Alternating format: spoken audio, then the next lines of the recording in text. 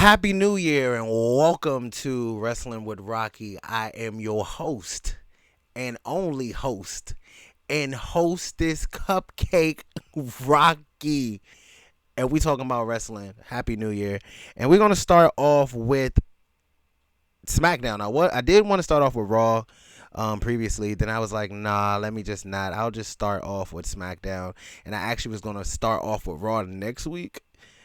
But then procrastinations. It's a new year. I'm trying to start some new stuff. Okay, I'm trying to do some new things. All right. Other than WWE, they're not doing anything new.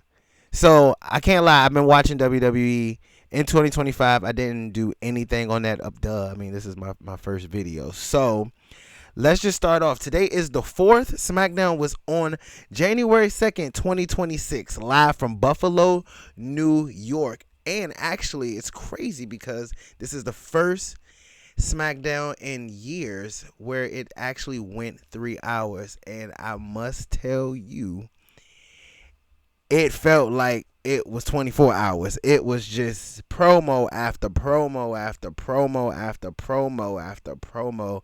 I have never seen a show get stretched with just promos after promos, backstage, in the ring, on the corner.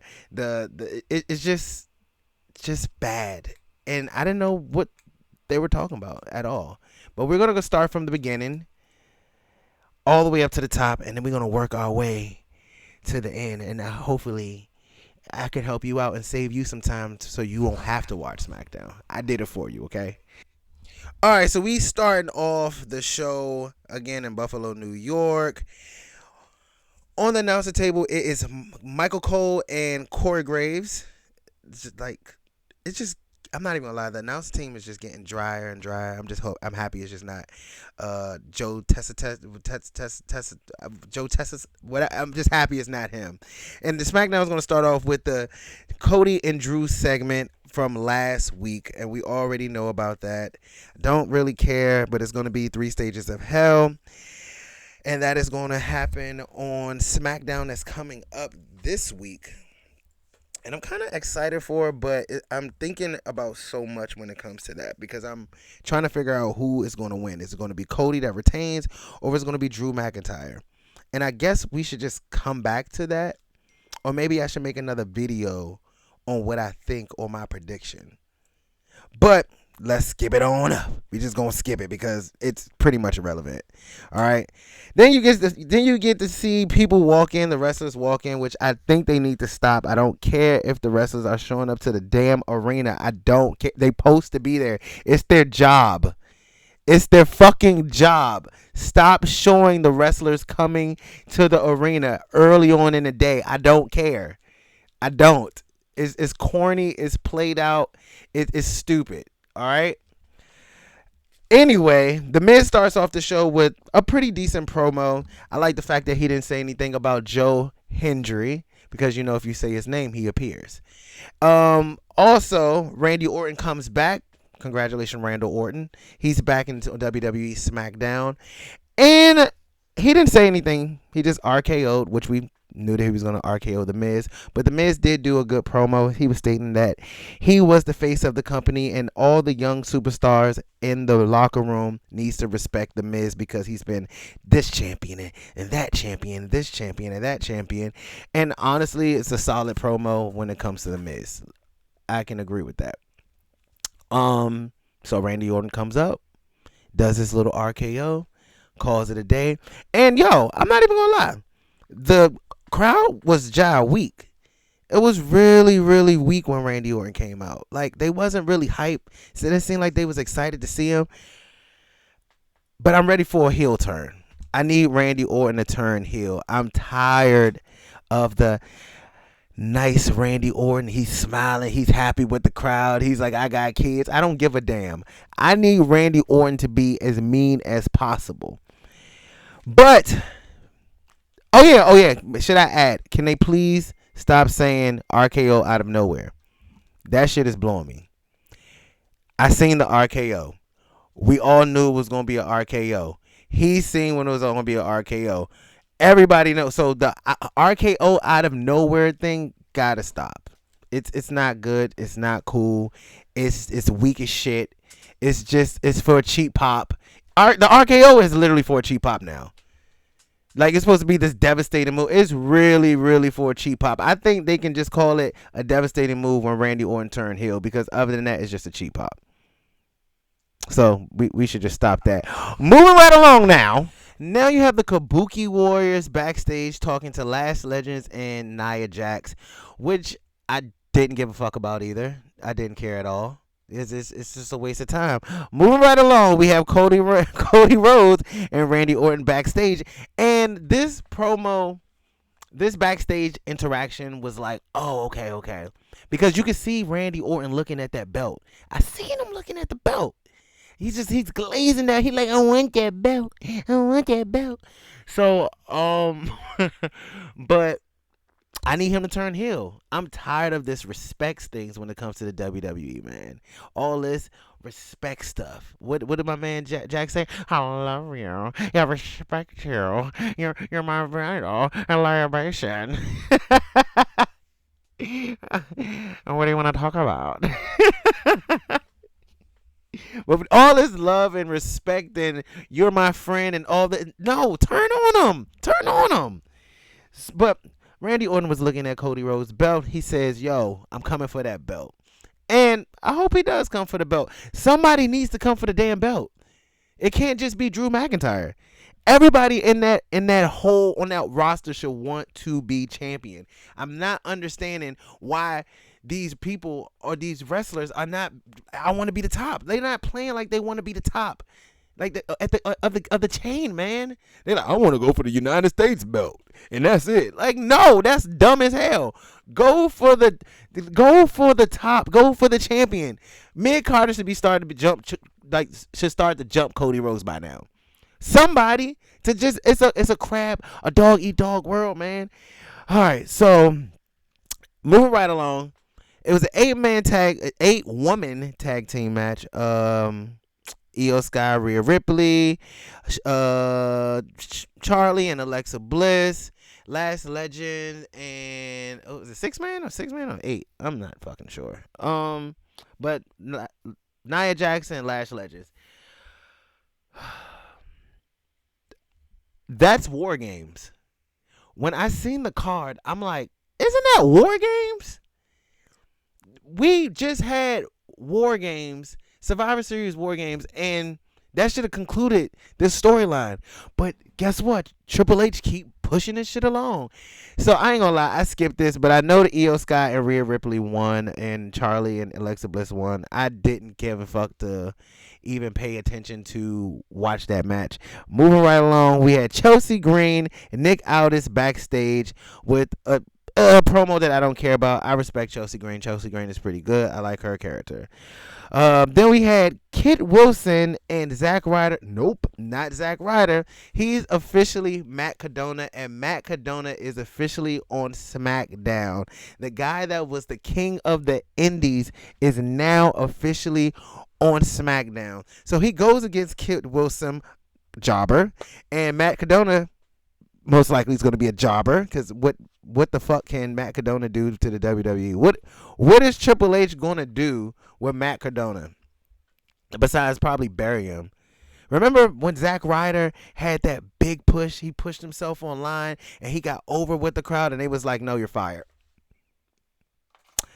And now he's Matt Cardona, king of the Indies. He had a buzz, and then once he came out, no pop at all. No pop at all for Kit Wilson either. So Matt Cardona wins that match. We move right along. After that, we have a Damian Priest promo. Mr. Weber time. Weber time. So I did see something that here's something that Damian Priest said. He was like, you are not my creator. You don't tell me what to do. That was the most childish shit I ever heard a grown man say. Like, especially a grown man that wears, what's that thing called when you put on the bottom of your eyes, the makeup? Mascara? Eyeliner. A grown ass man that wears eyeliner gonna say, you're not my creator. You ain't gonna tell me what to do. That shit was whack. Weak promo is weapon time. Then we get a promo from the Wyatt Six. This promo shit has to stop. Like, it really has to stop. It's terrible. By the way, after that promo, we get another promo from Sami Zayn. But this time, Sami Zayn doesn't not only say the same shit that Sami Zayn always says, that he's going to be the champion and I'm a bitch. And my mother asked me, who was that? What did you say that he probably was? A taxi driver from New York. She said that he was probably a taxi driver from New York. That's sad. That's embarrassing. We are watching wrestling, WWE wrestling, the land of the giants, and my mom like, oh, he's a taxi cab driver from New York. But then you see my man Trick Williams come out, whoop that trick, whoop that trick, with the lemon pepper steppers on, So Trick Williams comes out. He's let him know, hey, Sami Zayn, you almost about to do this, about to be champion. Well, he's gonna be champion, So I'm happy that it's officially that Trick Williams is now on SmackDown. His first match will be against Rey Fenix next week. And I'm not looking forward to it. I don't really care. I really don't. I honestly do not even want to see Sami Zayn and Trick Williams in the storyline, because I don't want them to bury Sami, and then I also don't want him to bury Trick Wilson. You get what I'm saying? Like, and then what will be the story? Like, it would not be a good story. I can't really see it. Maybe in the future, maybe later. All right, moving right along. We got another promo with Carmelo Hayes and Ilya Dragunov, and then like the Miz, but they wasn't talking about nothing. They were talking about the last week's match. Carmelo Hayes won his first U.S. title. Congratulations. It was taped. Didn't really care. Everybody snitched on it. Ilya Dragunov pretty much said, hey, man, is that challenge still open? Can we still fight? And Carmelo said, oh, yeah, I mean, we can still do it. We can do it. No. So then he see the Miz. And then when he seen the Miz was like looked at him. Carmelo said, hey, Miz, I want to thank you. Miz said, oh, yeah, it's about time somebody thank me around here. It's about time. And then Carmelo said, oh, yeah, I want to thank you for, leaving me the hell alone so I can get this belt. Because he's a champion right now. He's a champion. And the Miz like, what? He just looked confused. All right, cool. Again, Rey Fenix, Trick Williams do that little promo thug thizzle next week. I don't really care. But then Carmelo Hayes goes to the ring and he's fighting Johnny Wrestling. Johnny Gargano. Dickhead and Dumbass. Them. DIY. Them. Don't understand why this is a match. I don't get it. What's the story? I don't care. Hayes wins. We move on. All right. Then you get a Cody promo and it's decent. What you want to talk about? What you want to talk about? That's all he said. I'm gonna be yes. I can't really hear him because all the spit that goes on his fucking microphone with his lisp. I don't understand what Cody be saying sometimes. He's talking. What you want to talk about? I'm the WWE family. I said, what champion? I'm WWE. What? WWE champion. I said, damn. They need to take a mic off of him. But Drew McIntyre. WWE kind of surprised me because Drew McIntyre, they did something and put Drew McIntyre on the Tron, and they normally don't do that. It's not frequent. So I'm happy that they kind of switched it up and put him on the Tron, and they found this generic ass photo of Cody Rhodes and Dusty Rhodes, and Cody. Same stalker. This Drew McIntyre, I'm not gonna lie, I love the stalker Drew McIntyre. The Drew McIntyre that goes in Cody's bus, takes his pictures, you know what I'm saying? Talk about his wife, pretty much call him a bitch. I like this Drew McIntyre. So they're gonna be on his 3 stages of hell coming up, but let's go back to the story. Drew McIntyre is by the bus. Cody Rhodes in the ring. Cody Rhodes goes back down to Drew McIntyre to go by the bus. Drew McIntyre's in the ring. Woo, loopy. Then Cody Rhodes go back to the ring. He cannot touch Drew McIntyre or he's gonna get stripped from the belt. That's fine. So they gotta play the whole everybody and their mother gotta hold back Cody Rhodes, because he's just so strong. He just so 20 people gotta hold this one little boy back because he's just so strong. He's what you want to talk about. I'm so strong for somebody hold me back. And then Drew McIntyre just antagonized him. Hit me, Cody. Hit me, Cody. Please hit me. Please hit me, Cody. Your dad is. Oh, that was funny. Drew McIntyre told Cody Rhodes that his dad was in hell. He said his dad was looking up at him. And he said, why your dad is looking up at me? And I said, oh, because he's in hell. That's crazy. But you can tell that Drew McIntyre laughed too. But decent promo, same thing. They're going to milk this until it's non-milk no more. My only thing about this match that's coming up next week is that Drew McIntyre cannot lose. If he loses, what is the payoff of the storyline? That's the problem. Drew McIntyre has been stalking Cody Rhodes since the mid 2024. No, 25. And I think a little bit in 24, if I'm not correct. But so he can't lose. He cannot lose this time. They have to switch championships. They have to switch the title, man. Because if he loses, he's completely buried. I'm not going to believe anything that Drew McIntyre says. It's only two top stars on Smackdown, and that's fucking Cody Rhodes and Drew McIntyre. And if you bury Drew McIntyre and keep Super Cody, then what other champions do we have, or what other contenders do we have to face against Cody? Because they have no stars on SmackDown. All the stars are actually on Raw, and most of the stars are part-time or old as hell at the ARP waiting for their Social Security. They old as shit. We need some young superstars on SmackDown like Trick Williams, they're there. We did get a promo of a vignette of Oba Fleming. He's coming to SmackDown. That will be a good tender for Cody Rhodes. But they cannot bury Drew McIntyre, but we move right along on match number 3. We got Chelsea Green versus Gulia. I know it's Julia, but we're going to call her Gulia. I skipped through that. Don't care. Gulia is the new women's United States champion. That belt is irrelevant. Chelsea Green did make the belt look good. She kept it entertaining. But what the hell are they going to do with Gulia? I don't even know what Gulia is. Is she Asian, Mexican, or white? What is she? What is a Gulia? Is that like a strawberry? I don't know what a Gulia is.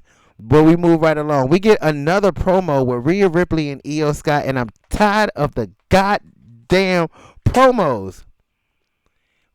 It was like 20 promos, and I'm tired of this tag team friendly Io Sky and Rhea Ripley.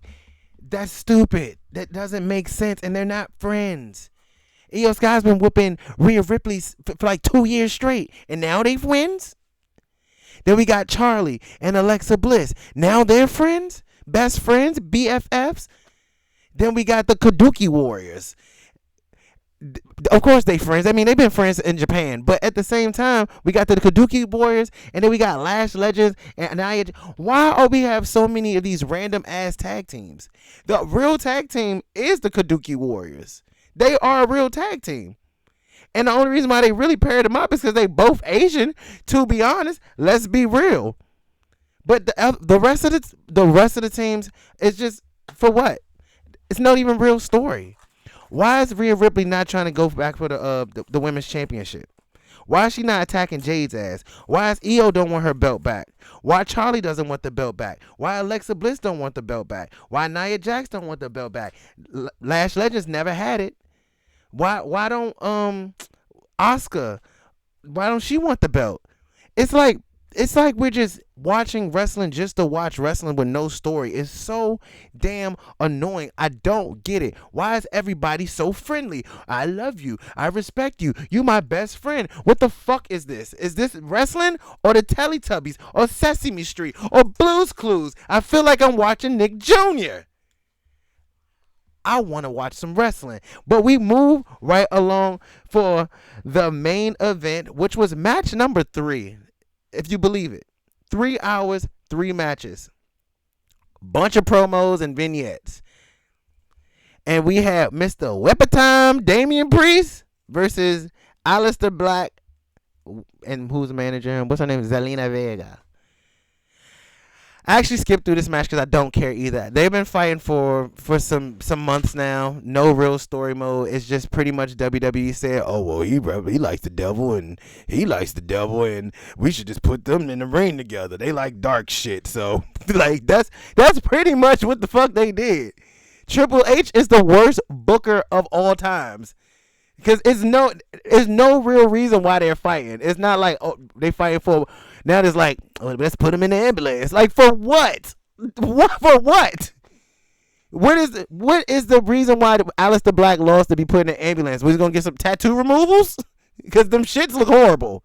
Was he like, what is the purpose? Weapon time? Why? But either way, overall, let's start something, y'all. What should I do? We should do like a rating system. Maybe should I do 1 out of 5? Maybe I do 1 out of 10. I think I should just do 1 out of 5. And we're gonna do 1 out of 5 mumbo sauces. I'm from the city. I would give this 1 mumbo sauce out of 5. If you don't know what mumbo sauce, look it up. 1 mumbo sauce out of 5 because it was just all promos, no real matches. I wasn't excited to see anything. I wasn't standing on my feet. I wasn't. It was just weapon time. That's all. That's all. I don't know what to tell you. It was just whack. And I'm not gonna be one of those YouTubers that's just like, oh, it's just so bad. Like I actually want to sit and enjoy this shit. I grew up watching this ever since I was a little weapon. I was a little weapon. So I want to see some good wrestling, and this was just terrible. So I guess we just gotta watch on Monday and see what happens on Raw, because it's ain't shit else for me to say. But weapon time, weapon time, weapon time. I'm out, y'all.